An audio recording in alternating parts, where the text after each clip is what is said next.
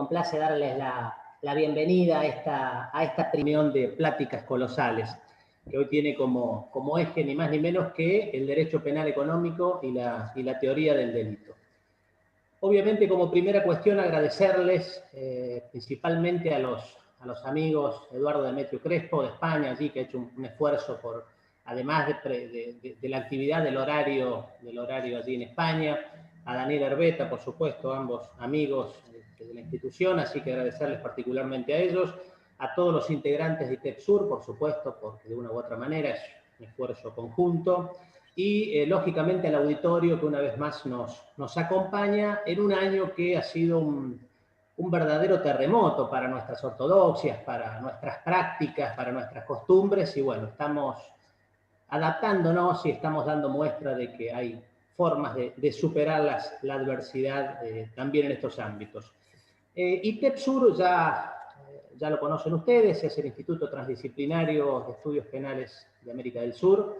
No voy a abundar demasiado en esto, sí decirles que es un instituto que obviamente es sin fines de lucro y que tiene como objeto principal el estudio de las ciencias penales y sus ramas conexas, las ciencias conexas que tratamos de hacer de una manera inter y transdisciplinaria. Por supuesto, todos aquellos interesados que quieran datos adicionales, conectarse, ponerse a disposición, arrimar proyectos, es una institución de puertas abiertas y lo pueden hacer a través de los distintos canales. Tenemos nuestra página que es www.itepsur.org, así que estaremos gustosos de escucharlos y en la medida en que se pueda canalizar sus inquietudes.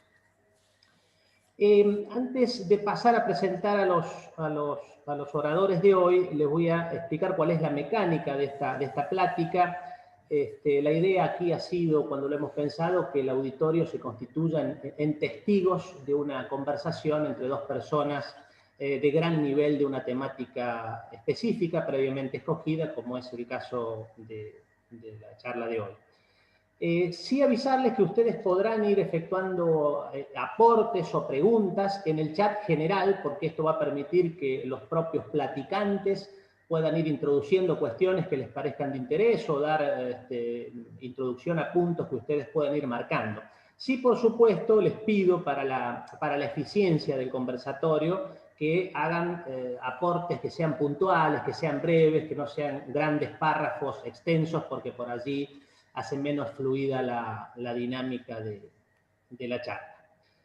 Bien, obviamente voy a hacer una apretadísima síntesis de los currículum de Eduardo y de Daniel y decir simplemente que Eduardo Demetrio Crespo es doctor por la Universidad de Salamanca, catedrático de Derecho Penal por la Universidad de Castilla-La Mancha, ha sido becario de investigación del Instituto de Educación y Ciencia, de la Fundación Alexander von Humboldt, la Sociedad Max Planck, el Instituto Ensiático de Estudios Avanzados y el programa Salvador de Madariaga del Ministerio de Educación, Cultura y Deporte.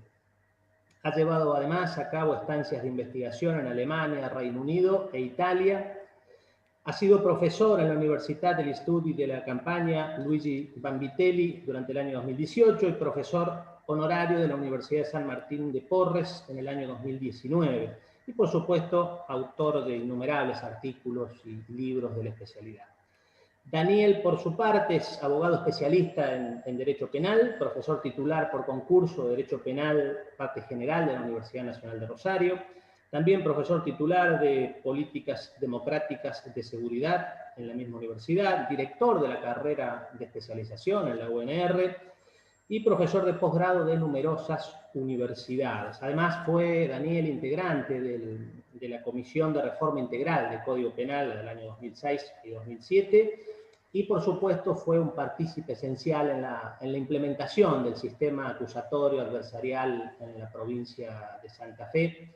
Es autor también de numerosas obras de la especialidad y su rasgo, el que más le gusta a él, su rasgo más destacado, el currículum, hincha del más grande del interior.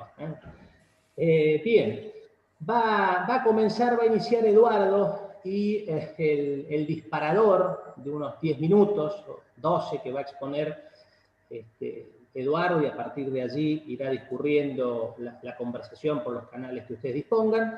El disparador tiene que ver con las intersecciones problemáticas entre responsabilidad individual y colectiva en el moderno derecho penal económico y de la empresa. Así que bueno, queridos amigos, quedan ustedes dos en uso de la palabra y bueno, nos aprestamos a disfrutar de su plática. Bueno, buenas tardes. En primer lugar, quiero agradecer muy sinceramente a ITEPSUR y en particular a mi colega y amigo Cristian Scoponi, a quien tuve oportunidad de conocer en Toledo, por la amable invitación que me ha cursado a participar esta tarde en este conversatorio, lo cual para mí es un verdadero placer y al mismo tiempo un honor hacerlo junto al colega Daniel Herbeta en la tarde de hoy. También quiero saludar a Alejandro Catania, que nos acompaña, y bueno, y a todo el equipo y a todos cuantos nos están escuchando. Saludos muy, muy cordiales, fraternos, desde Toledo. Bien, la verdad que el formato de hoy es muy atractivo y me gusta porque, bueno, uno tiene que hacer el esfuerzo en 10 minutos, 12 minutos. Estoy viendo que estamos ahí 17, como muy tarde tendría que terminar, hay 30 aproximadamente. Bueno, pues para plantear algunas cuestiones que puedan servir para esa conversación con el querido colega Daniel Herbeta y con ustedes también, ¿no? Al mismo tiempo, con todo lo que ustedes puedan querer plantearnos.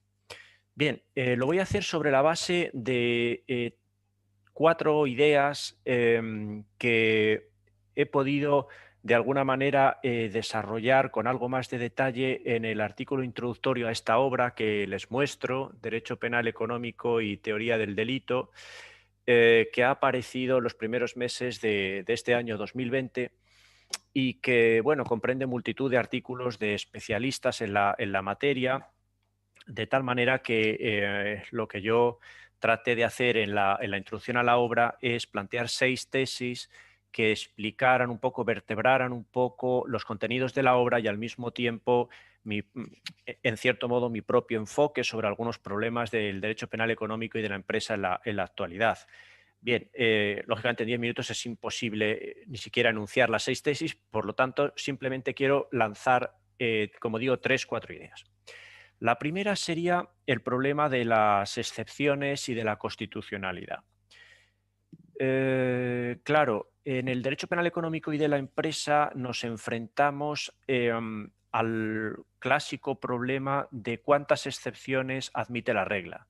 Es decir, de alguna manera se pone a prueba tradicionalmente la cientificidad del derecho penal porque la dogmática tradicional de la teoría del delito pensada para lo que podemos llamar el derecho penal nuclear, delitos contra bienes jurídicos individuales a través de la técnica de tipificación de los delitos de lesión, se ve, digamos, trastocada en gran medida, sometida a multitud de variantes y de excepciones.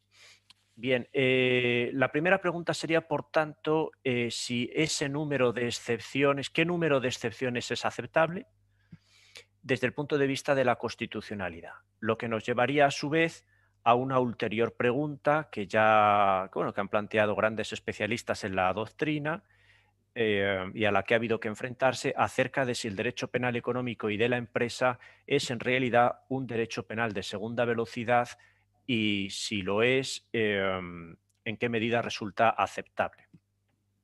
Esa es la primera idea que lanzo, ¿no? Lógicamente sin desarrollo alguno más que a efectos del posterior debate. La segunda idea que lanzo es la siguiente, o que de alguna manera sugiero para el debate. Es la idea de la encrucijada. ¿Qué encrucijada? La encrucijada en la que se halla, en mi opinión, el derecho penal económico y de la empresa en la actualidad entre dos modelos, dos paradigmas completamente, digamos, diversos, que son el de la responsabilidad individual por un lado y el de la responsabilidad colectiva por otro. Inclusive hay una monografía del profesor Vincenzo Mongillo que que no les podemos usar. Podría, si me fuera aquí a la biblioteca de la habitación de al lado, aproximadamente con este título. Bien, ¿qué quiero? Aquí voy a hacer algo más de desarrollo. ¿Qué quiero decir con la encrucijada? ¿En qué se manifiesta la encrucijada? La encrucijada, en mi opinión, se manifiesta en nuevos problemas que han surgido en el derecho penal económico y de la empresa como consecuencia de la aparición de una nueva categoría de sujetos que no son los autores individuales, es decir, no se trata de la clásica discusión en el marco de la autoría y la intervención delictiva acerca de quiénes son los verdaderos responsables, cómo se les puede imputar responsabilidad penal en el marco de una estructura organizada como es la empresa, sino de imputar responsabilidad penal a corporaciones o a agrupaciones de personas que reconocemos como corporaciones, lo que el clásico debate sobre la persona jurídica. ¿Cuál es mi enfoque? Muy rápidamente. Mi enfoque sería que hay que huir de planteamientos unidimensionales. Es decir, no se trata de discutir sobre si las personas jurídicas cometen o no delitos, que también, sino de los problemas que surgen como consecuencia de la aparición de una nueva categoría de sujetos en el sistema y, sobre todo, de discutir sobre si esta circunstancia altera la estructura, las vigas fundamentales sobre las que se sustenta el derecho penal. Entonces, aparecen nuevos problemas. En mi opinión, se pueden identificar básicamente en tres. Por un lado, aparece una nueva figura, que es la del compliance officer, la del oficial de cumplimiento, y en torno a él, a esta figura, dos problemas. Uno, si el compliance officer ostenta o no una posición de garante. Y el segundo, el de si el compliance officer corre el riesgo de convertirse en una cabeza de turco que evite o sirva de escudo protector para la imputación de responsabilidad penal a los superiores jerárquicos y miembros de los consejos de administración de las empresas. Hay otro segundo aspecto de la encrucijada que tiene que ver con el ámbito de la intervención delictiva y lo que por ejemplo, Bernardo Fijó ha llamado la lógica del blanqueo. La verdad que esta es una discusión que ya tiene bastante más trayectoria dentro de la teoría del delito del derecho penal económico y de la empresa, pero que se ve constantemente renovada. ¿Cuáles son los criterios normativos que deben ser tenidos en cuenta y cuál es la lógica aplicable, sobre todo en el ámbito de la participación delictiva referida al derecho penal económico y de la empresa? Hay otro tercer aspecto de la encrucijada fundamental, encrucijada en la que se halla, como digo, todo este ámbito de aplicación del derecho penal, que sería el de la tendencia a la objetivización de la responsabilidad penal y la quiebra por esta vía de las garantías penales. Me parece que este último aspecto es fundamental, resulta imprescindible discutirlo, también pertenece a una tradición, a una discusión que ya tiene gran trayectoria, pero el momento actual, en la encrucijada que decimos que se puede plantear en este momento, hay aspectos nuevos que surgen. Es muy preocupante que justo en el ámbito del derecho penal económico y de la empresa se detecte una laminación de los elementos subjetivos de imputación de responsabilidad penal importantísima, por una doble vía. Lo dejo simplemente en el aire para la discusión y para el debate. Una primera vía fue la simplificación del concepto de dolo, eliminando el elemento volitivo y dejándolo, digamos, en un puro aspecto cognoscitivo. Y una segunda vía ha sido la de eliminar incluso presuponiéndolo el elemento cognoscitivo. La discusión tiene un alcance sustantivo y procesal penal en la medida en que habría que distinguir dos niveles. Uno, el de la constatación de los presupuestos fácticos del dolo y otro, el de su subsunción dentro del tipo subjetivo de los delitos dolosos, que son los mayoritarios en el derecho penal económico, ¿no? Quedando como algo marginal en este campo los delitos imprudentes. Entonces, siendo esta una discusión penal y procesal penal muy preocupante desde el punto de vista de las garantías penales en este campo, surge adicionalmente la cuestión, digamos, en el contexto de lo que estamos, digamos, identificando como la encrucijada, de si la introducción de una nueva categoría de sujetos penales, como es las corporaciones que carecen, digamos, de de una posibilidad de reconocimiento a nivel cognitivo similar al cerebro humano, digamos, no vendría a ahondar en esta tendencia a la objetivización de la responsabilidad penal y, en esa medida, a un cuestionamiento desde el punto de vista constitucional, que algunos consideran absurdo, pero a mí no me lo parece tanto. Y con esto lanzo la tercera idea. La tercera idea sería la disyuntiva. Claro, como consecuencia del primer punto y del segundo, es decir, del problema de las excepciones y el alcance de la constitucionalidad y de la encrucijada en la que se halla el derecho penal económico de la empresa, surge un tercer problema, que es la disyuntiva en la que nos encontramos a nivel científico, de alguna manera, del abordaje científico del problema. Y este tiene dos posibilidades de, al menos dos elementos enormes de enganche a nivel teórico. El primero es, o así lo he tratado de identificar, la disyuntiva entre una nueva teoría del delito o una teoría del delito sin base. Lo cual es una cuestión de orden metodológico y de orden lógico. Cuando se enfocan desde enfoques unidimensionales, se habla de la responsabilidad penal de la persona jurídica, parece como si que hubiera que aceptar que, dado que el legislador la ha introducido, no hay más remedio que aceptar las premisas que derivan de la regulación.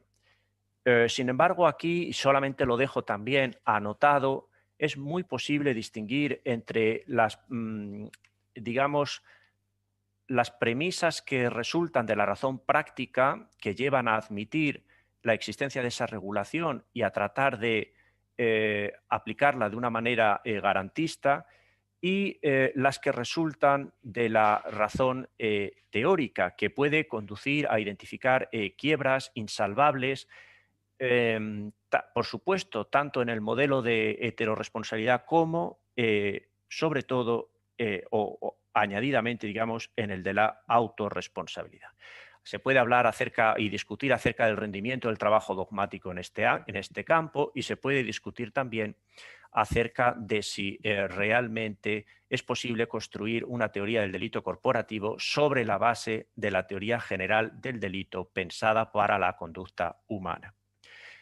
Y a su vez, el otro elemento de enganche y de discusión enorme que surge aquí es el de la compliance penal y la teoría del delito. ¿Cuál sería el encaje de los modelos de cumplimiento normativo de la compliance penal dentro de la teoría del delito, si es que tiene alguno? Reconocer cuál es la naturaleza jurídica de los programas de cumplimiento normativo, que desde luego no es de carácter penal, y ver cómo se podría insertar, si es que tiene encaje o no, y las contradicciones que de ahí resultan desde el punto de vista de las categorías de injusto y culpabilidad. Ya adelanto, solamente para provocar un poco en el debate, que en mi opinión tal encaje resulta absolutamente complejo y discutible. Bueno, muchísimas gracias. 19:30, ahí lo dejo bueno, pues para el posterior debate que me encantará abordar junto con el doctor Herbeta. Muchísimas gracias.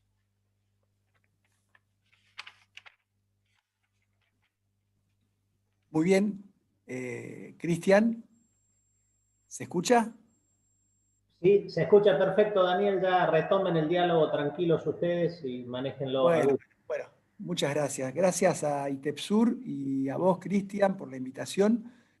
Y un honor, un gran honor poder compartir con Eduardo Demetrio Crespo por todo el trabajo, el desarrollo, la obra tan seria, tan profunda que ha desarrollado y que viene desarrollando.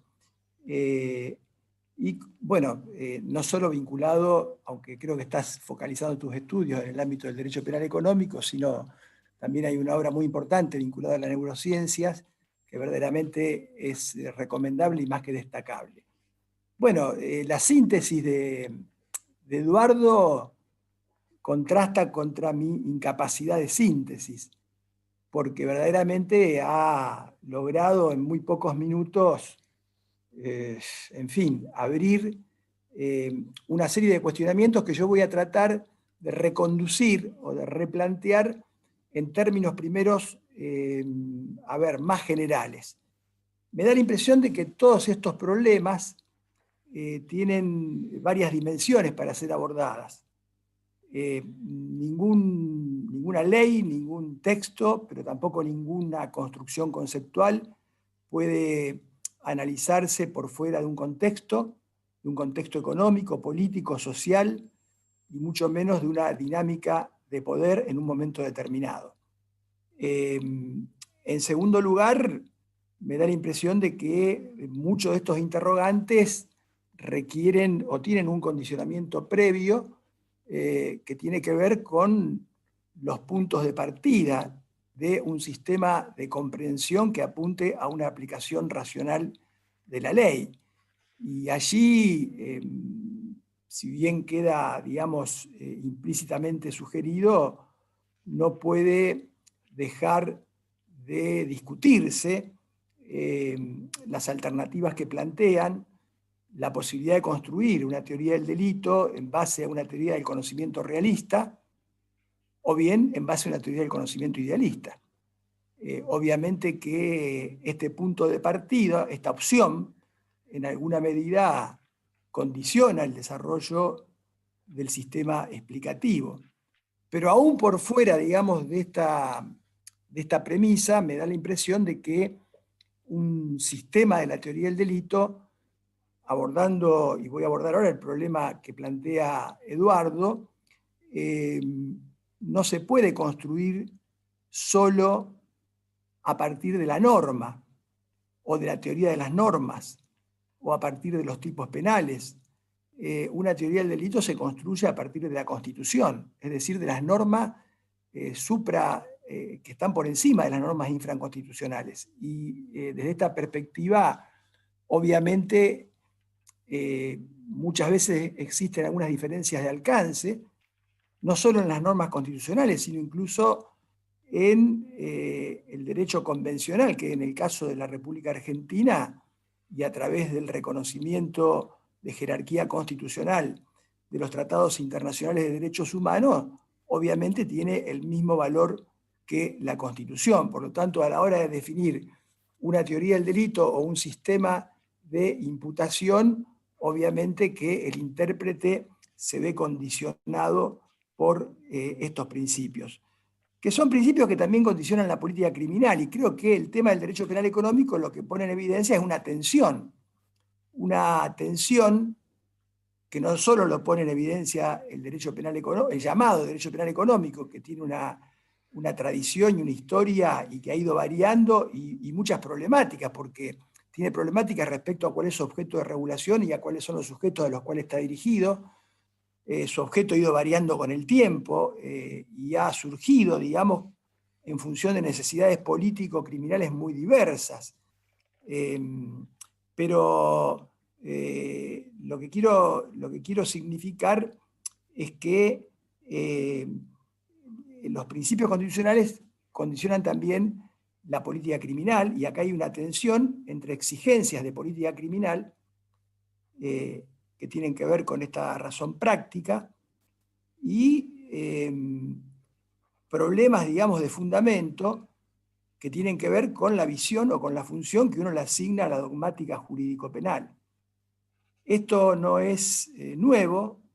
Esta es una discusión que a mí me preocupa mucho, porque el aparato conceptual de la teoría del delito es un arsenal que se ha construido y que acumula más de 200 años de capital, y verdaderamente para, en alguna medida, sustituir o tirar por la borda estos 200 años de capital acumulado, daría la impresión que debería proponerse alguna alternativa o alguna herramienta más superadora. No solo en términos de eficacia, sino también en términos de legitimidad, que es, me parece, los dos problemas que encierran muchos de los cuestionarios o de los planteos que ha señalado claramente Eduardo. Y cuando uno piensa en la funcionalidad de una construcción conceptual, bueno, hay una opción constructiva básica que también condiciona el desarrollo del sistema explicativo y que es muy antiguo, o la dogmática me sirve para legitimar o racionalizar cualquier decisión del poder, y por lo tanto, sí, si al legislador se le ocurre regular la responsabilidad penal de la persona jurídica, voy a tratar de armar una construcción conceptual que legitime y racionalice la pretensión del legislador, o la dogmática reconoce como opción constructiva básica un presupuesto de contención o de límite al ejercicio del poder punitivo. Y de esa perspectiva, obviamente, la función de la dogmática cambia radicalmente. Creo que esto también se vincula con una discusión, y quiero ser breve, que hoy, desde hace años, nos tiene también preocupados a modo de brecha argentina, ¿no? De grieta argentina, perdón, a la dogmática jurídico de tradición continental europea, que es la discusión llevada a los extremos insostenibles, pero la discusión entre ontologicismo y normativismo. Porque precisamente partir de una teoría del conocimiento idealista, partir de una visión del derecho penal como instrumento o aparato conceptual para racionalizar las decisiones del legislador, se lleva bastante bien de la mano con una concepción que apunte a una normativización de la mayoría de las categorías. ¿Por qué? Porque con el puro normativismo yo puedo construirle al poder todas las realidades que el poder quiere construir. Y con el puro normativismo, fíjate, por tomar algunos de los temas, aunque quisiera seguir un orden que se me hace difícil, aunque lo fui anotando, pero la normativización del dolo lleva primero a sostener que el dolo es puro conocimiento del peligro creado por la acción. De modo que esto permite ampliar las redes punitivas al eliminar la culpa con representación o culpa consciente y convertir a todos esos supuestos en casos dolosos.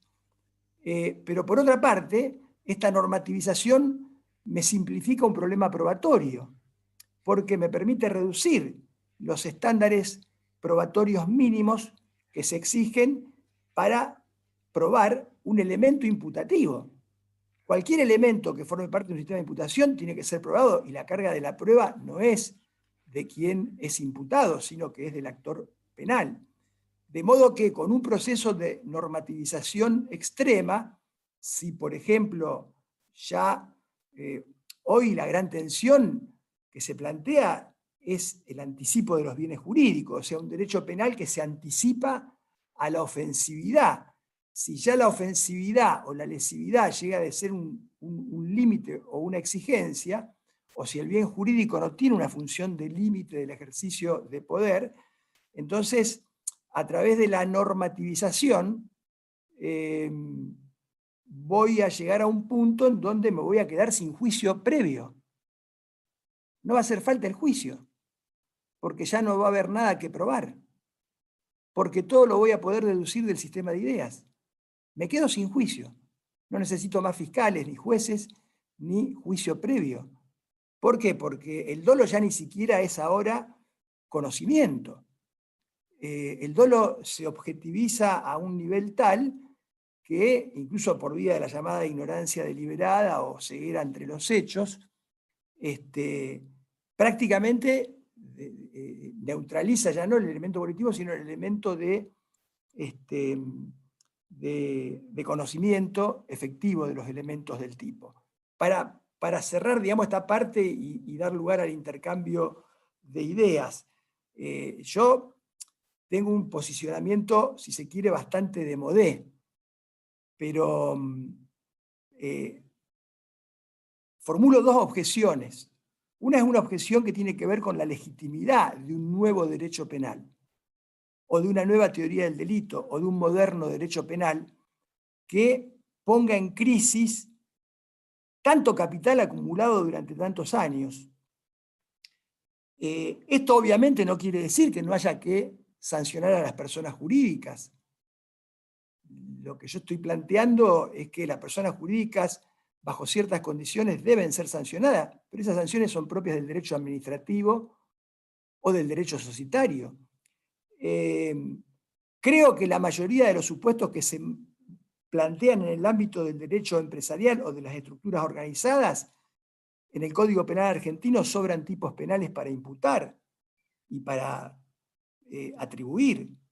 Creo también que el déficit enorme en esta materia tiene que ver con un déficit no de la dogmática, sino con un déficit de los sistemas de investigación, que en cualquiera de sus versiones, inquisitivo, mixto e incluso acusatorio, no han podido superar esta incapacidad investigativa.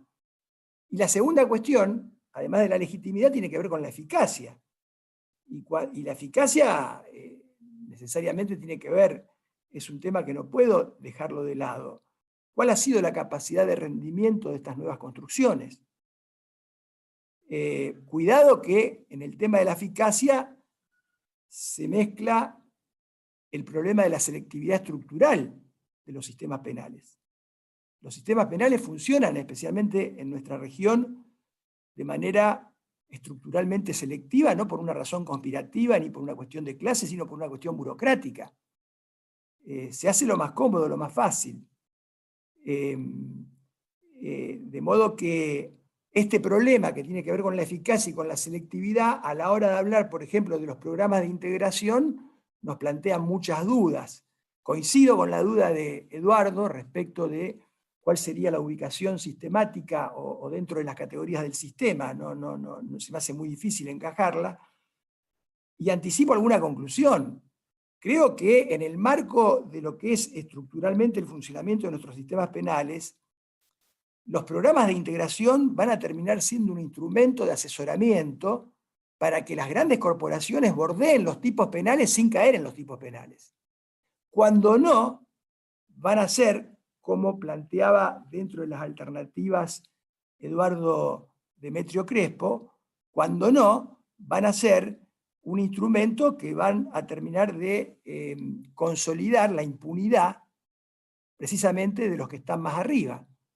Porque además, convengamos que los programas de integración son programas muy costosos, que las pequeñas y medianas empresas difícilmente los puedan implementar, y que por tanto el riesgo que se corre es que finalmente la ampliación de los sistemas de imputación en función de las posiciones de garante, de la no evitación de resultados derivadas de un lugar en el directorio de la delegación que se hace al oficial de cumplimiento,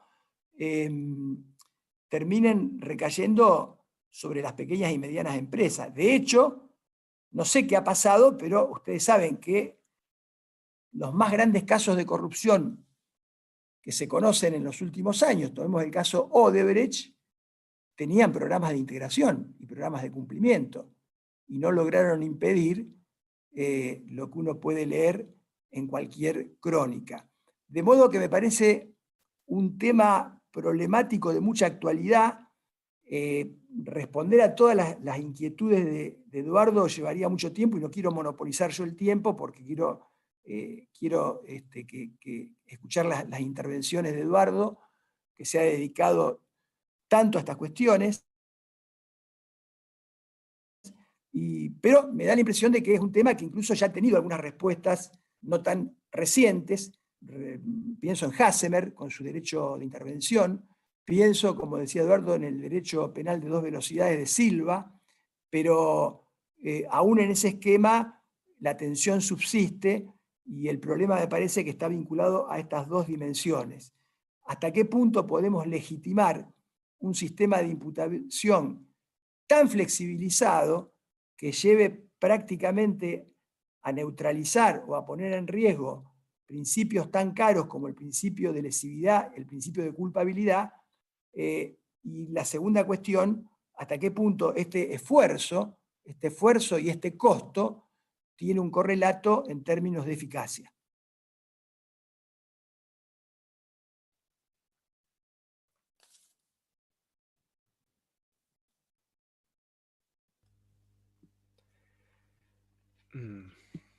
Bueno, creo que de acuerdo al formato que nos ha sugerido Cristian, podríamos en este momento, yo creo que tengo aquí abierto correctamente el chat por si hubiera que a la par ir, digamos, interactuando con el público, pero me gustaría iniciar, digamos, sí, la conversación que Cristian nos había sugerido que estableciéramos entre nosotros.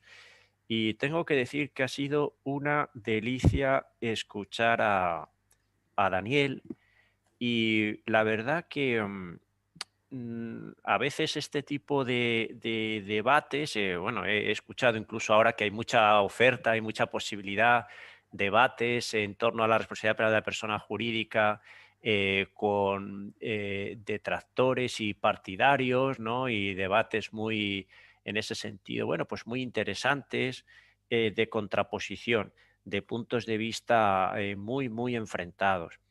Pero en mi caso, debo decir que he escuchado con verdadero placer a Daniel Herbeta, y ha sido una delicia. Y la verdad es que en nuestro caso creo que estamos absolutamente en una línea muy de sintonía total, ¿no? Nada de, no estamos para nada en posiciones enfrentadas, sino más bien en sintonía. ¿Y por qué me ha gustado tanto? Porque introduce en su razonamiento, cosa que yo creo que hoy es en día es cada vez más escaso, argumentos de la teoría jurídica, es decir, de la teoría del derecho, que creo que son fundamentales para el derecho penal y que se pierden de vista con una facilidad pasmosa, ¿no?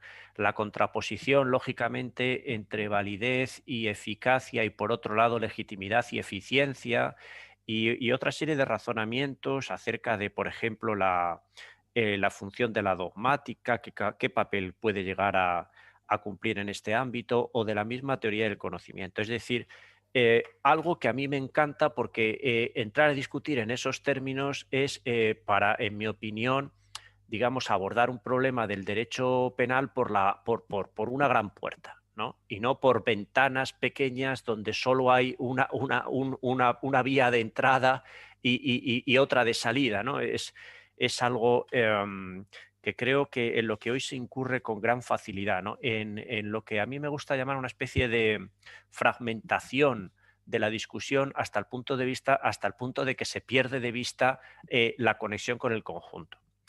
Entonces, dentro de eso, para tratar de unir cuestiones que él ha tratado con otras que yo he dejado sugeridas, voy a ir por muy brevemente, mm, eh, dejando caer tres cosas. Una, en cuanto a la teoría del conocimiento idealista o realista. Ya hace poco, en otro debate sobre estas cuestiones con colegas muy queridos, reciente en la Universidad de Cuyo, salía a colación la cuestión del idealismo versus realismo, queriendo con ello, de alguna manera, indicar que una visión idealista de la dogmática sería una coincidente con la tradicional, y una realista sería un enfoque de la teoría del conocimiento más centrado en abordar los problemas reales. Y claro, esta disyuntiva inicial, o sea, dando con ello a entender que abordar la responsabilidad penal de las personas jurídicas, como se está haciendo, sería un enfoque más realista de ver los problemas. Sin embargo, yo aquí intento negar la mayor, porque eso conecta a su vez con con la cuestión de qué papel cumple la dogmática en general y en particular en este problema. Por decirlo de una manera muy llana, yo le he oído a algún colega de alguna manera razonar y decir que, razonar en este sentido y decir que, bueno, que la dogmática de alguna manera sí tendría más bien esta función sistematizadora y que, bueno, digamos, dicho de manera muy simplificada, si la ley no se adapta a la dogmática, que se adapte la dogmática a la ley, por decir así. Pero claro, esto pierde completamente de vista, como bien decía Daniel Herbeta, la cuestión de que por ahí podemos estar abocados a unos peligros enormes, ¿verdad? Si eso lo llevamos a sus últimas consecuencias, porque claro, la dogmática tiene que por lo menos aspirar a una función de contención, a una función de límite. Acordémonos que la dogmática debería ser de alguna forma un límite infranqueable para la política criminal, lo que no quiere decir que no haya que atender razonablemente a las cuestiones de política criminal que sean importantes. Pero también, como él también ha dicho, yo también pongo en cuestión que la visión realista, la visión político-criminalmente eficiente de combatir la criminalidad económica y empresarial pase necesariamente por los enfoques regulativos que se están convirtiendo ahora en absolutamente mayoritarios, como tampoco es un argumento decisivo el que todos los enfoques regulativos parezcan, digamos, sumarse a esa misma línea. Bien, eso por un lado. Y luego por el otro, en cuanto me ha parecido interesantísimo también, digamos, revisitar la discusión acerca del ontologicismo versus normativismo en este campo. Es verdad que, claro, la tendencia del cierto normativismo, del llamado normativismo funcionalista, bueno, ha contribuido a que en el ámbito de la responsabilidad penal individual las categorías de imputación se vieran flexibilizadas hasta tal punto que realmente ahí sí que la dogmática cumplía una función más bien de adaptación, ni siquiera de sistematización y mucho menos crítica, sino de adaptación, ¿no? A fin de hacer posible la imputación. Y que esa tendencia ha ido incrementándose y lógicamente también se puede ver reflejada, en cierto modo, en este campo de lo que centrado en el llamado delito corporativo. Frente al ontologicismo en su versión, digamos, más tradicional, aunque aquí no tengo más remedio que señalar algo que a los alemanes les sorprendió en su momento y fue el posicionamiento a favor del que fue mi maestro alemán, el profesor Hirsch, en un artículo al respecto. Y en lo que yo tuve oportunidad de conversar con... Esto me pilló con el pie cambiado a toda la doctrina alemana, porque decían cómo un finalista ortodoxo como Hirsch puede estar a favor y un normativista como Jacobs estar en contra, ¿no? Era algo que descuadraba, ¿no? Luego, si uno interpreta dentro de la lógica de cada pensador, de cada penalista, le encuentra sentido, ¿no? Pero yo en realidad, en las conversaciones que pude tener con el profesor Hirsch al respecto, yo creo que él no creía en la responsabilidad penal de persona jurídica. Lo que pasa que sí que lo contemplaba, así me lo dijo él en un momento dado, como un fenómeno. Es decir, el fenómeno que resulta, visto también ontológicamente, de la capacidad delictiva que tienen las corporaciones, que la tienen. Otra cosa ya sería, digamos, el análisis que él hiciera, o sea, vistas las corporaciones como asociaciones de personas, ¿no? Así lo dicen también los alemanes, ¿no? Personenverbände, ¿no? Asociaciones de personas, ¿no? Que vistas contempladas de esta forma también son susceptibles de un enfoque, si se quiere, ontologicista, ¿no? Así como también desde el punto de vista del normativismo, pues la no identificación detrás de las corporaciones de una ente, por mucho que le demos una visión de carácter más o menos antropológico a a la corporación de un ente con capacidad cognitiva detrás equivalente al cerebro humano, porque en definitiva es de lo que estamos hablando, de que una corporación, una firma, no se puede predicar en principio respecto de ella como tal, por ejemplo, una intencionalidad, digamos, dolosa al estilo de la persona física, pues el no reconocimiento de algo así detrás de la persona jurídica para Jacobs, que pudiera entrar en su sistema de estabilización contrafáctica del sistema de expectativas normativas, le lleva al final, aunque al principio había dicho que sí, a decir que no.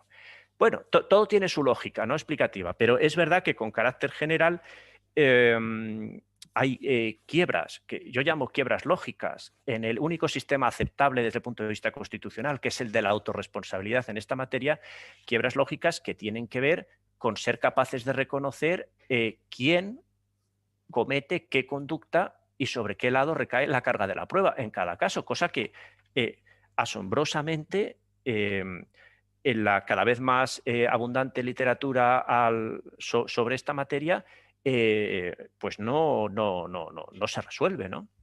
Así que bueno, ahí lo dejo. Una delicia, la verdad, Daniel. Gracias, Eduardo. No. Es recíproco. Bueno, hay algunas preguntas en el chat, pero digamos, yo quiero dejar por lo menos en claro la posición. Básicamente no es por reducir la discusión. Me da la impresión que hay necesidades, exigencias de política criminal que están vinculadas hoy a estos nuevos fenómenos. Obviamente vivimos, desde Beck en adelante se habla de una sociedad de riesgos, se dice que los riesgos se han potenciado, producto obviamente de la globalización, de la revolución tecnológica, y entonces esto se proyecta, impacta también en la teoría penal.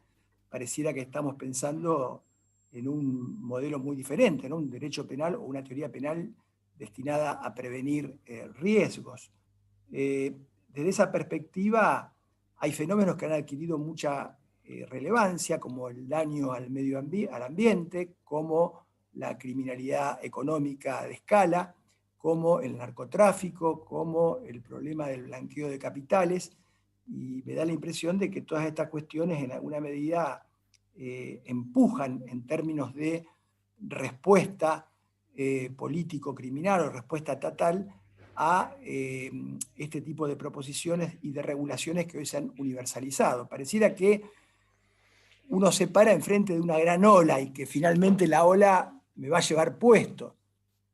Pero en términos del ordenamiento jurídico argentino, para nuestra Constitución y nuestros tratados de derechos humanos, persona es vida humana. Persona no es un centro de imputación jurídica. Persona es vida humana y el sistema, digamos, de garantías que condiciona la formulación de la política criminal y que condiciona la interpretación y aplicación de la ley está pensado para una persona física. Los iluministas decían, la persona jurídica no tiene cuerpo que castigar ni alma que reprochar. De modo que es difícil pensar, si no es en una alternativa o en un sistema de doble imputación, en una responsabilidad estrictamente penal de la persona jurídica. Yo creo que incluso hay una trampa, porque, por ejemplo, entre nosotros, y me parece que en el mundo, normalmente el derecho penal es subsidiario. El derecho madre, y aquí una crítica, y hay una pregunta dirigida a Eduardo, la legislación penal no puede ser un instrumento de estabilización social, porque la estabilización social no se puede conseguir con la violencia. Y la legislación penal, y no hay que perder de vista, se caracteriza excluyentemente por la pena, y la pena es ejercicio de violencia estatal, justificada sociopolíticamente, sí, justificada, necesaria, sí, necesaria, pero pensar en un ejercicio de violencia como instrumento de estabilización, pensar en la pena como una ratificación en de la vigencia normativa que vaya a generar confianza en la gente en regiones donde tenemos el 60% de presos preventivos, o sea, donde no hay pena formal. No quiero mezclar, es decir, creo que hay un problema también de una huida en la conceptualización del tema de la pena, porque básicamente hoy predominan este tipo de concepciones en donde, claro, no tengo forma de que me puedan comprobar si es así o no es así, porque la pena es una respuesta contrafáctica simbólica. Pero el problema de esta concepción de la pena tiene consecuencias sistemáticas complejas, porque si la pena es reafirmación de la vigencia normativa, la esencia del injusto ya no es la lesión a un bien jurídico, sino la infracción al deber, la infracción a la norma, la desobediencia normativa. Y a partir de allí, obviamente, yo puedo, entonces, sobre la base de la obligación de cumplir un deber general de no injerencia en los derechos de otro, unificar la acción y la omisión. Y puedo hasta superar determinadas distinciones entre dolo y culpa, y puedo objetivar el problema del dolo. Y de esta forma puedo generar, esto no es nuevo, hay dos antecedentes históricos y pido mucha prudencia, pido disculpa anticipada porque no quiero con esto confundir a nadie, porque no estoy haciendo ninguna analogía. La idea del delito como desobediencia al soberano es la idea de la Inquisición. No era un conflicto el delito, era una desobediencia al soberano. Y de allí es la base de la teoría de los imperativos. Pero es también la idea de la escuela de Kiel. La escuela de Kiel, ¿qué plantea? Que en última instancia la pertenencia a la comunidad del pueblo, la pertenencia a esta raza superior, que es la raza aria, cada uno de los que pertenecemos a esta raza, tenemos un ADN, tenemos genéticamente un concepto de justicia, tenemos una ética, y el delito consiste precisamente, y una ética de la cual deriva un deber que tiene que ver con la posición que cada uno ocupa en la comunidad del pueblo. El deber del médico, del panadero, del abogado, del juez, etc. Y el delito precisamente, o la ilicitud se agota en la infracción a este deber, a esta norma. Ya allí aparece la idea del delito también como infracción de deber. ¿Por qué? Porque me permite a mí tener una amplitud enorme en cuanto a la posibilidad de criminalización y de extensión, digamos, de las redes punitivas. Bueno, si bien no es la ceguera ante los hechos, no olvidemos que Mesger inventó la ceguera ante el derecho, o la enemistad con el derecho, para justificar el problema de uno de raza aria que se casaba con una judía, entendiendo que la culpabilidad, digamos, mejor dicho, que el dolo tenía un elemento de conocimiento, de voluntad y de conciencia de la antijuridicidad, y que en ese caso no se podía comprobar la conciencia de la antijuridicidad, entonces no había conciencia de la antijuridicidad, pero había una ceguera ante el derecho. ¿Qué quiero decir con esto? Que hay una paradoja que es la siguiente. Mientras en el ámbito del derecho privado, que es el derecho madre, que es el derecho que sí tiene capacidad de estabilización social, porque es un instrumento válido para resolver conflictos sociales, porque es un instrumento válido el derecho privado y los jueces y la justicia privada para mandar mensajes de solidaridad, de responsabilidad social, para construir responsabilidad. Por eso la gente debería saber qué resuelven los jueces civiles.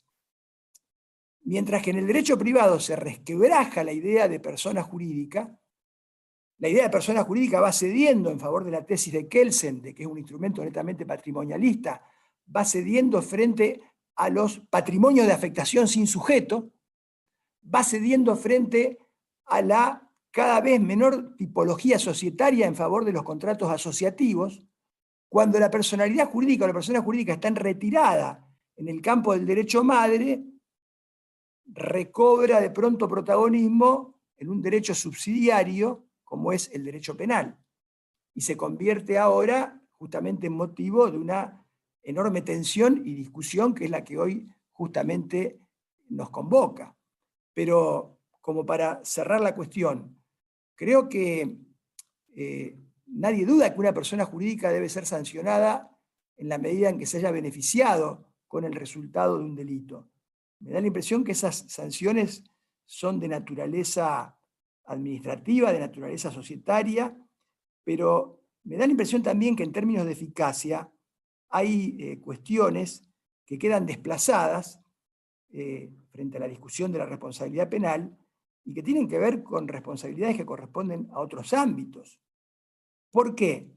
Porque en un mundo donde lo que se plantea como esquema de poder es bajar todos los controles al capital, en un mundo donde la desregulación pareciera que fuera la regla, en un mundo donde, por ejemplo, en nuestro país, hace 3, 4 años atrás, se modificó vía reglamentaria en la Inspección General de Personas Jurídicas la exigencia de que las sociedades offshore colaborativas identificaran, aunque sea una persona física, entonces convengamos que en un mundo donde las dificultades para distinguir entre el capitalismo financiero y económico son cada vez más difíciles, pensar en la eficacia de este tipo de herramientas y no pensar en la necesidad de controles, no pensar en la necesidad de regulaciones. ¿Qué hace el mercado de valores frente a la caída de un agente de bolsa en la ciudad de Rosario o de Buenos Aires? ¿Qué hizo el mercado de valores? Porque tenían obligaciones y tenían funciones de control. Entonces me da la impresión que hay que tratar de incentivar otro tipo de mecanismos para poder enfrentar este problema que involucra a la criminalidad de empresa. Y obviamente quien comete un delito, la empresa plantea muchas cuestiones. ¿Por qué? Plantea problemas de delitos en el seno de la empresa contra la propia empresa, como puede ser un delito de insolvencia, un delito de vaciamiento, contra los propios accionistas o socios, como puede ser una administración fraudulenta, y contra terceros, como puede ser la responsabilidad derivada de una fuente personal o productiva de peligro, ¿no es cierto?, por la responsabilidad por los actos de un dependiente o por el producto elaborado. Yo no digo que en la medida en que se configure un delito, no haya que sancionarlo. Digo que a la par, esto se puede hacer con un modelo de imputación o con un aparato conceptual que no tensione tanto los principios constitucionales, pero a la par me da la impresión de que hay que incentivar otro tipo de mecanismos y controles extrapenales para tratar de reducir la posibilidad de creación de riesgos y de ampliación de riesgos que tiene hoy la actividad empresaria. Y tampoco me gusta mucho, quiero terminar con esto, tampoco me gusta mucho toda esta tendencia a una suerte de privatización de la persecución penal pública. Porque implementar sistemas de investigaciones internas que pueden eventualmente en algún caso comprometer derechos esenciales del propio trabajador, pero además implementar sistemas de investigación interna que luego le llevo a un tribunal. Me da la impresión que cuando uno advierte o sospecha la comisión de un delito, debe formular la denuncia y debe intervenir la autoridad pública. No podemos estamos llevando a una autorregulación de la empresa, a sistemas, vuelvo a repetir, los programas de integración yo no los cuestiono, son cuestiones propias del derecho societario, del derecho administrativo, y que haya programas y protocolos que permitan, digamos, en alguna medida tener un relevamiento de los riesgos, de cómo gerenciarlos, de cómo reducirlos y de cómo evitar que se produzcan actividades irregulares dentro de la empresa, me parece bárbaro. Ahora, de allí a que estos programas pasen a formar parte de una ley penal y eventualmente puedan jugar, una de las preguntas eran si no podían excluir la imputación objetiva por vía del principio de confianza.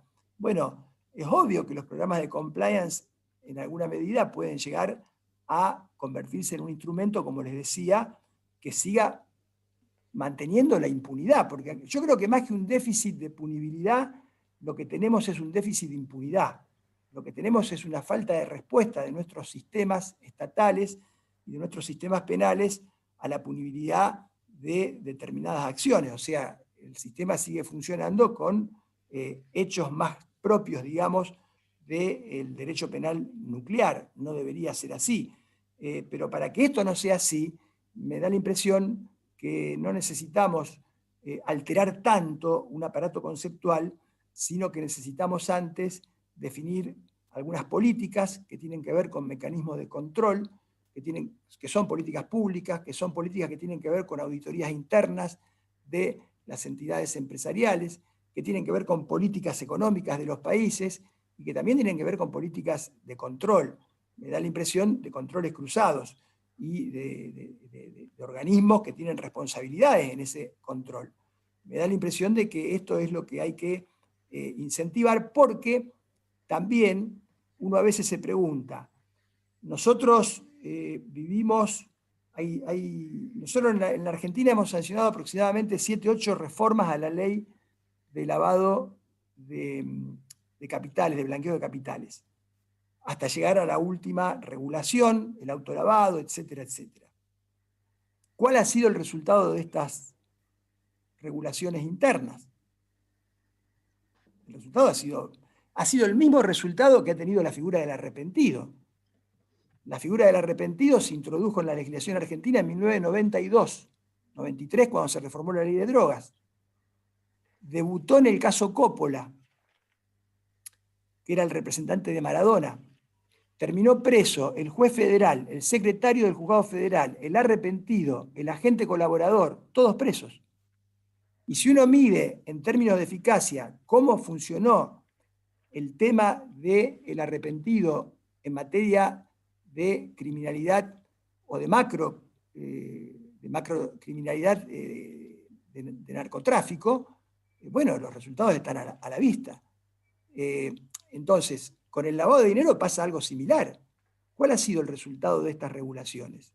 Me parece que tenemos allí un problema que no podemos dejar de mirar, y tenemos un segundo problema que ya nos complica un poco más, que ya está por fuera de la teoría jurídica y que a mí me generan algunas dudas, porque muchos de los países que a través de organismos internacionales terminan generando, y en algunos casos como países más del margen como somos nosotros, terminan imponiendo la obligación de determinadas regulaciones internas, esos mismos países en sus jurisdicciones habilitan paraísos fiscales y cobran por esos servicios ilícitos y funcionan sin ningún problema. Entonces, esto también es un tema que me preocupa, ya no en términos estrictamente dogmáticos, me preocupa porque pareciera una paradoja. ¿Qué hace el Gafi? ¿El Gafi realmente está interesado en que no haya lavado de dinero? ¿O el Gafi en última instancia termina siendo una suerte de encubridor para garantizar el monopolio del servicio ilícito de lavado de dinero a determinados países? Esta pregunta me la hago, pero lo cierto que es que en términos económicos, los neokeynesianos plantean, los ortodoxos dicen que no, pero los neokeynesianos, yo no soy economista, esto sí no maten al mensajero. Los neokeynesianos plantean que hoy el flujo de dinero sucio, que supera el Producto Bruto de Japón más Estados Unidos en el mundo, es funcional a la economía. Y que si ese flujo se parara de golpe, se produciría una recesión mundial. Entonces, me da la impresión que incluso en perspectiva político-criminal son discusiones que hay que dar. En cualquier caso, reconozco, como bien dice Eduardo, que la ola es muy grande y el fenómeno existe, y en términos teóricos ya cada vez tiene más adeptos y gana más terrenos. Y en términos prácticos, nosotros tenemos la responsabilidad de la persona jurídica en nuestra legislación prevista de hace muchos años, pero de manera excepcional en leyes especiales. Algunas leyes son muy viejas. Por lo menos hay cerca de 8, 9, 10 leyes penales especiales que previeron la responsabilidad penal de la persona jurídica y que tenían cláusulas de extensión de responsabilidad o incluso cláusulas de actuar en lugar de otro que no tiene nuestra parte general. Bueno, ahora vinieron estas dos grandes reformas, la responsabilidad penal de la persona jurídica limitada a los delitos de cohecho, cohecho internacional, tráfico de influencia, etc., y la reforma del artículo 304, vinculada al tema del blanqueo, de modo que tenemos una coexistencia o convivencia de distintos regímenes de responsabilidad penal de la persona jurídica en el Código Aduanero, en la Ley Penal Tributaria, en la Ley de Residuos Peligrosos, en la Ley de Sabotaje y Espionaje, en la Ley de Riesgo de Trabajo, por decir algunas de las que yo recuerdo. Y estas últimas reformas. La cuestión sería, de acá a 10 años, de acá a 5 años, los que pueden hacerlo, medir en términos de eficacia qué es lo que ha pasado en la realidad con la vigencia de estas leyes.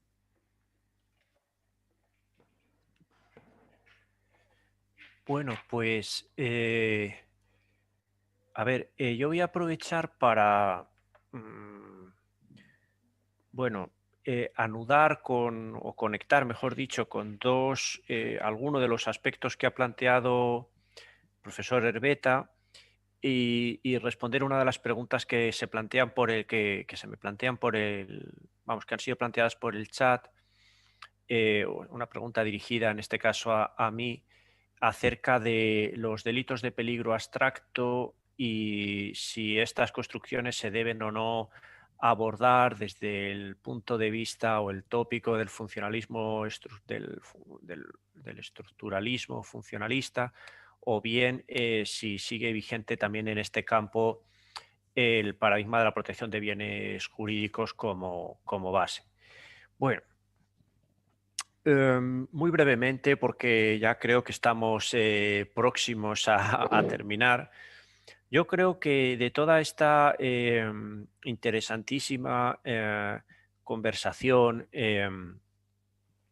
que la verdad que me ha nutrido muchísimo y ha sido para mí muy enriquecedora, y al mismo tiempo quisiera algo que dedicársela de alguna forma a nuestro queridísimo y brillantísimo colega recientemente fallecido y especialista en este campo, pues algo que me ha recordado Cristian aquí en el chat, bueno, Luis Gracia Martín. De esos, claro, autores en este campo de lectura imprescindible, y que además en este tema era muy beligerante. Bueno, como todos sabemos y recordamos con gran cariño. Yo recuerdo alguna conversación personal con él ya hace un tiempo en la que me decía: Eduardo, hay que pasar a la ofensiva. Esto ya no puede ser, esto ha llegado a un límite insostenible y hay que reaccionar. Entonces él reaccionó, como es sabido, pues con toda pasión, pero también, ¿verdad? Con todo el peso bueno, pues de una cabeza muy bien amueblada desde el punto de vista de la teoría del derecho, sobre todo, ¿no? Que es la base de todo, ¿no? La teoría del derecho, y de la que no se puede prescindir. Entonces, dedicado al querido Luis Gracia y resumiendo un poco, intentando hacer una síntesis, yo creo que aquí se han planteado como dos esferas: la esfera de la razón teórica y la esfera de la razón práctica.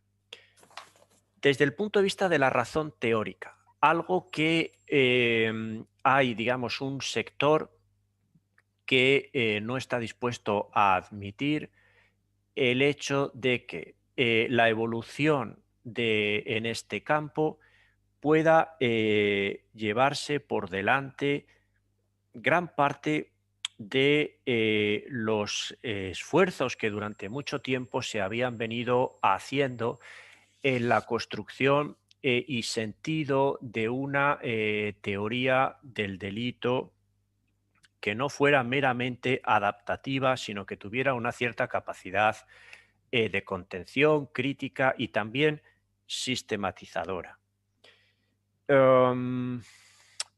Y esto efectivamente guarda relación muy directa y es el punto de entre los muchos e interesantísimos que ha tocado Daniel Orbeta sobre el que quisiera llamar la atención, que es el concepto de pena y su vinculación con la culpabilidad.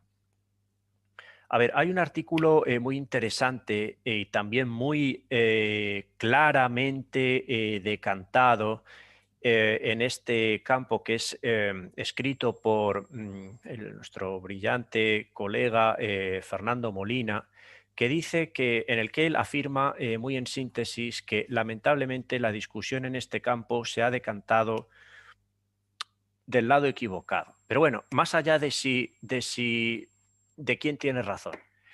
El argumento sobre el cual él alerta es que nos vamos a cargar, he dicho muy resumidamente, el principio de culpabilidad.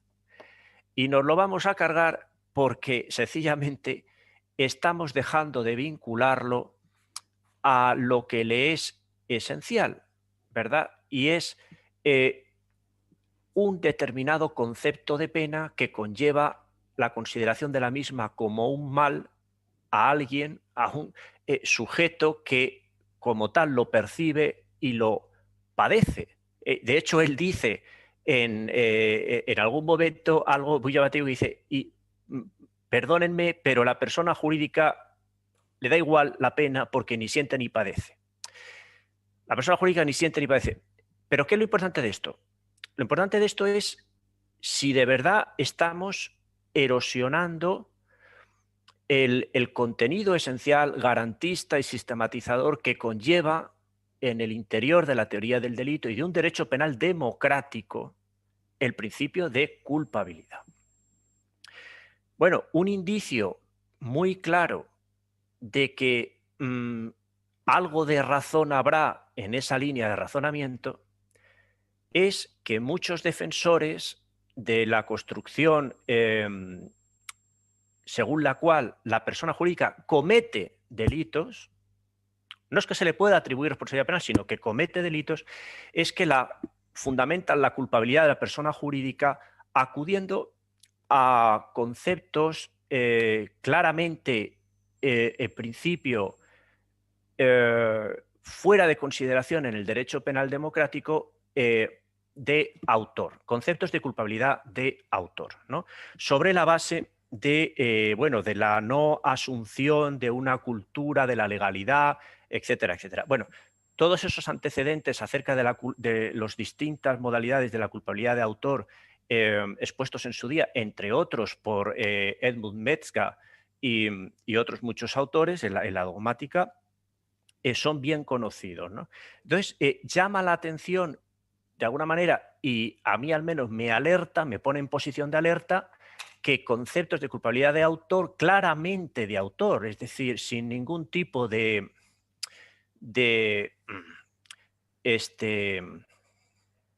inhibición, se traigan otra vez al debate penal por esta vía, ¿no?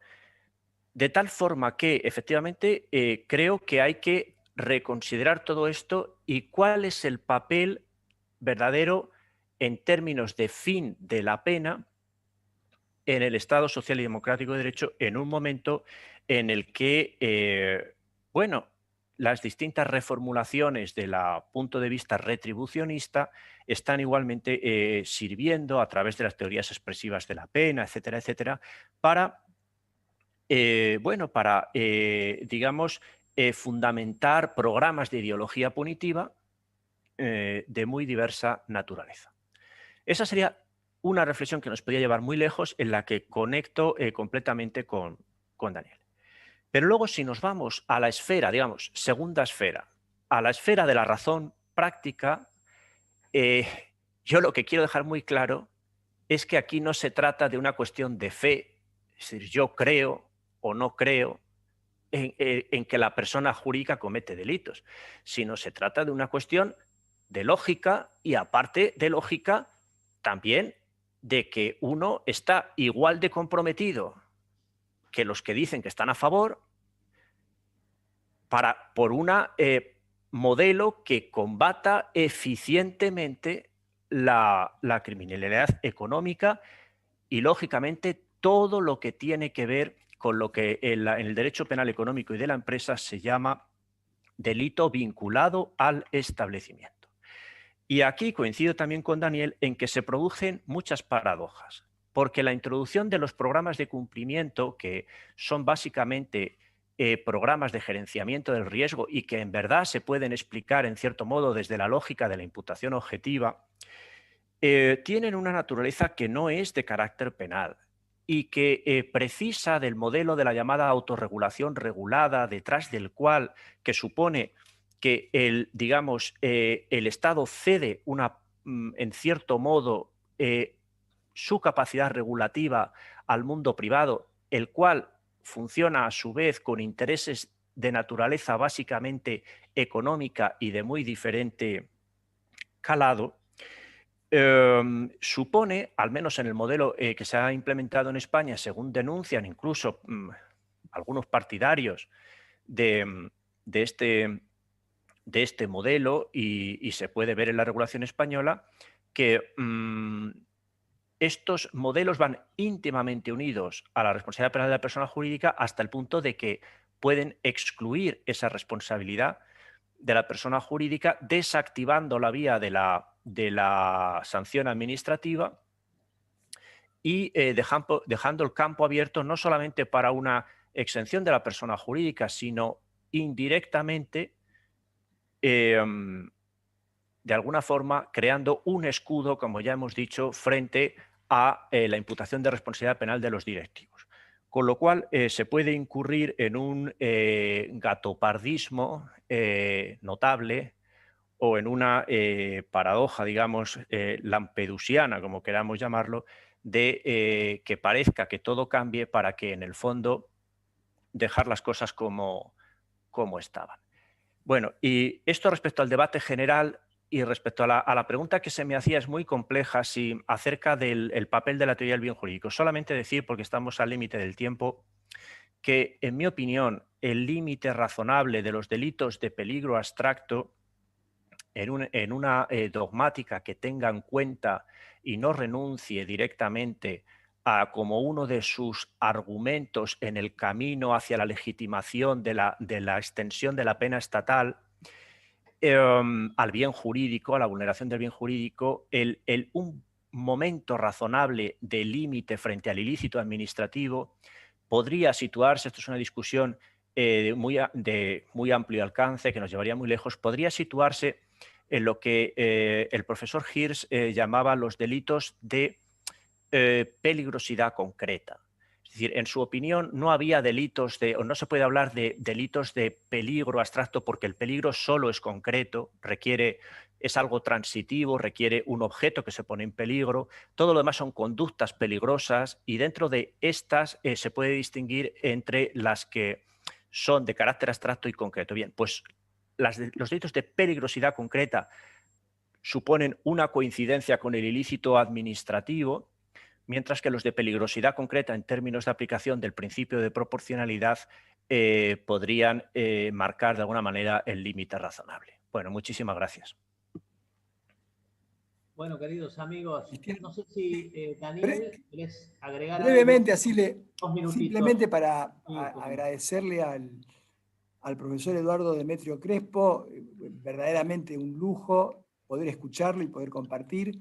Y básicamente las tres conclusiones a las que arribó recientemente las suscribo del mismo modo que él las ha expresado. Y también me permito, solo en un minuto, también en alguna medida llamar la atención sobre esta cuestión vinculada a un elemento tan importante como es la culpabilidad, porque evidentemente yo creo que hay una erosión del principio de culpabilidad y básicamente esto se traduce incluso en la práctica judicial. Es muy común en los debates ver cómo las partes se limitan a discutir la existencia de un injusto y prácticamente ninguna consideración se hace sobre la culpabilidad del autor, que, como se decía o dijo algún autor importante, no solo determina el sí, sino también el cómo de la pena. Y esto no deja de perder conexión precisamente con el avance de una normativización o renormativización de los elementos de la categoría del delito. No hay duda que en la posición del profesor Jacobs la culpabilidad prácticamente pierde sentido, porque no solo está determinada por necesidades de prevención general positiva, sino que dentro de su esquema básicamente queda bastante, digamos, erosionada. Y esto, en última instancia, y con esto termino, me parece que es el gran dilema que hoy tenemos, ¿no? Esta discusión de un modelo teórico, un modelo de teoría del delito que siempre representó un doble sistema valorativo, un sistema valorativo del acto y del autor, gobernado por la cadena conceptual injusto, reproche, castigo, o esta alternativa en las modernas tendencias que es reemplazada, esta cadena de injusto, reproche, castigo, es reemplazada por riesgo, prevención, estabilización. Creo que en alguna medida esta disputa y este dilema alimenta prácticamente todas las discusiones de la dogmática actual. Le quiero dejar un gran abrazo a Eduardo, verdaderamente felicitarlo por la capacidad de síntesis, por la rigurosidad y por la profundidad de los planteos que nos ha hecho. Y agradecerte también a todos los que nos han escuchado, a todas y a todos, y bueno, a vos, Cristian, también por la invitación. Bueno, Daniel, Eduardo, la verdad que el tiempo es tirano en esta ocasión, uno quisiera quedarse escuchándolos, la verdad que ha sido un enorme lujo, como ha dicho Eduardo al inicio, una verdadera delicia, la verdad, escucharlos con los puntos, con las distintas aristas, con los distintos aguijones que han dejado por allí para alguna mente curiosa, creo que han trazado una serie de mojones fantásticos sobre el tema, que evidentemente tiene su complejidad, eso es algo innegable, porque bueno, ahí tenemos, yéndonos al derecho administrativo, tenemos que nuestra Corte, mínimamente de la década del 60, el Tribunal Europeo de Derechos Humanos también, ha reconocido naturaleza penal a las sanciones administrativas, con lo cual trasladar el problema ahí, nos llevamos el problema a otro ámbito, pero la solución sigue siendo una cuestión de complejidad que daría para muchas horas. Así que yo les agradezco especialmente, personalmente, y en nombre de ITEPSUR, y por su valiosísima participación. La verdad que es una charla digna de ser repasada en el video realmente. Y le voy a ceder la palabra a Alejandro Catania para que haga el cierre formal. Muchísimas gracias, sinceramente. Muchísimas gracias, Cristian. Bueno, gracias, Eduardo, gracias, Daniel. Les voy a ser sincero, esta charla, ¿no? esta dinámica donde dos prestigiosos expositores se ponen a pensar en directo, porque hay mucha reproducción de temas, pero en general en las ofertas académicas, pero que haya esta interacción en el vivo, digamos, me remontó a hace más de 25 años, o más o menos, cuando yo iba a los seminarios de cátedra de la primera cátedra de la que formé parte, y escuchaba a los profesores ya encumbrados, o al mismo titular, al mismo Baigún, esos profesores, algunos de ellos justamente lo estoy viendo ahora en pantalla como público, bueno, ahora ya titular de cátedra también, ¿no, Javier? Javier de Luca. Exactamente. Muchos saludos a Javier. Sí, nos complace realmente que estés aquí. Y uno iba en ese desierto de interrogantes con su pequeña cantimplora de conocimientos, y de repente encontraba un oasis en las discusiones que se generaban sobre estos mismos temas, ¿no? La charla de hoy fue sumamente compleja. Yo hace muchos años que no me represento tantas ideas escuchando a otras personas hablar. Realmente trascendieron, recorrieron tantos temas que me quedé pensando mil cosas, y que seguramente voy a seguir pensándolas, y como dijo recién Cristian, esto va a ser un video que vale la pena repasar con mucho detenimiento, porque cada 2 minutos había un disparador riquísimo, independientemente de las coincidencias o disidencias que uno pueda tener con las conclusiones, porque justamente la riqueza acá es este disparador. En serio, les quiero agradecer desde lo personal, porque hace muchos años que algo no me genera tantas ganas de pensar. Estoy casi como aturdido de la cantidad de cosas que fui anotando de cosas para reflexionar. Así que les agradezco el tiempo que se han hecho para compartir con nosotros y la profundidad con la que han abordado los temas. Y sepan que ya son invitados permanentes de este instituto para todos los eventos que se puedan llegar a realizar. Como me toca presidir el instituto, también tengo que hablar un poco de lo que viene y voy a compartir en pantallas un minuto nada más la invitación al próximo evento que vamos a hacer, ya casi clausurando el año, porque ya se vuelven intensas estas charlas. Así que en un segundo solamente voy a anunciar que la próxima plática, ¿no?, de Colosal, así va a ser entre dos presidentes, un presidente del Centro Argentino de Estudios en lo Penal Tributario y el presidente del Centro Mexicano de Estudios en lo Penal Tributario, y va a ser el 27 de noviembre a las 18 horas. Por supuesto, pueden buscar toda la información en nuestra página, ¿no?, o en cualquiera de nuestras redes sociales, o inscribirse en las vías que siempre estamos utilizando para esto. Pero más allá de la propaganda que tengo que hacerla, porque esto es un ciclo que o sea, uno comienza y empieza a hacer cada vez más cosas y se generan ideas, y en este instituto hay mucha gente con ganas de hacer, entonces hay que darle el espacio a todo el mundo para que haga.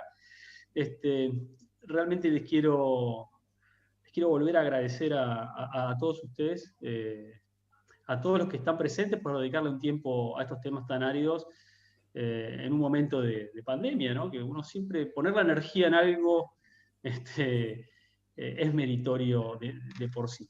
Y a los expositores, nada, brindaría con ustedes porque realmente he quedado muy satisfecho y muy contento con lo que nos han mostrado. Vamos a ver el asado. Ya haremos un asado, me comprometo al instituto, porque tengo esa capacidad de generar un asado en el cual podamos encontrarnos. Así que, bueno, nada, no quiero abusar de la palabra, así que los saludo a todos y los espero en las próximas ediciones que vayamos a tener, en cualquiera de los ciclos, porque son ciclos distintos, y les mando un abrazo realmente fraterno a todos. Gracias, igualmente. 1.000.000 de gracias y un abrazo enorme. Un abrazo, Eduardo. Un gran abrazo, Daniel.